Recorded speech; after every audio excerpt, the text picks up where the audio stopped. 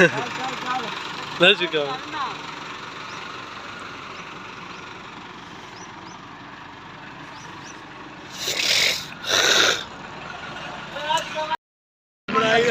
कणक लैके जा रहे सी हाले किलोमीटर से आए हैं। आ वेख लो धांग उल्ट गई, धांग आ देख लो, आ देख लो।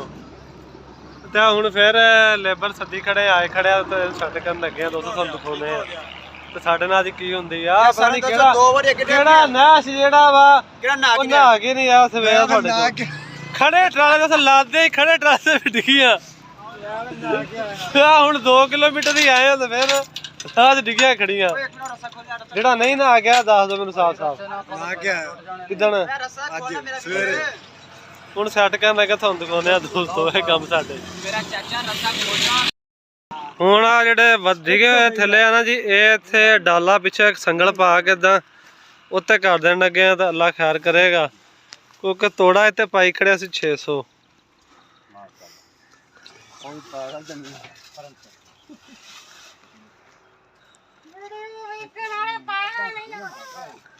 आ वेख लो हुण इत्थे पिछे रख के ना ते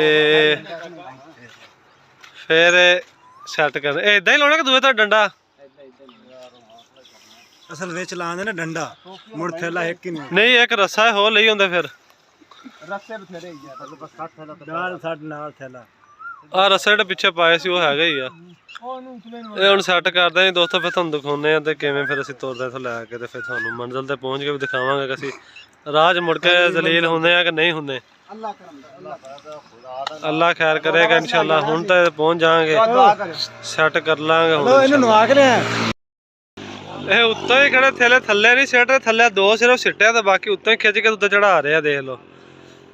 तो हुण डाले ते भी पिछे कर दिते इदां ते अल्लाह खैर करेगा हुण इंशाअल्लाह।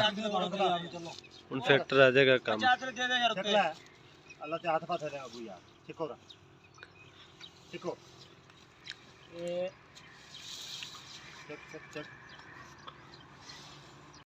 दोस्तों देख लो जी थैले थल्ले लमके पे इवें तां खिंचण डे आ। हुण इवें टालू पे लोड करना, रस्से नहीं खुले ताकि सारे जोड़े 20-25 थैले सी सारे थल्ले डिगना सी, फिर तां चढ़ाउणे पैणे सी।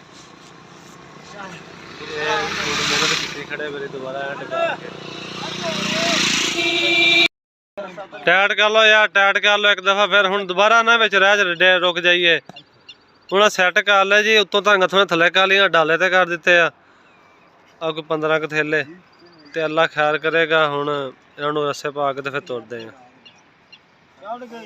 जितू टाइट करके बंद ही हुण यही रस्सा गांह लै आ।